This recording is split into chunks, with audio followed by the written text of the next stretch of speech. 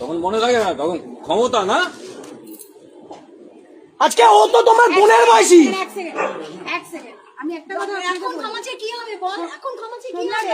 তোদের তো বোঝা উচিত ছিল না তো, ছোট থেকে তো খেলে বড় হয়েছিস সঙ্গীতের সঙ্গে। আমি একটা কথাই বলি, তোরা কি করে ও না এদিকে এদিকে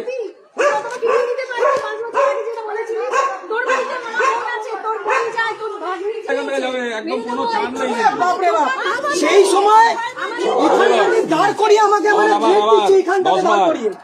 10 বার 3 বার না তো থাক না, প্রবলেম সবার আমাদের অনেক। আবার আবার আবার আবার আরো আরো আরো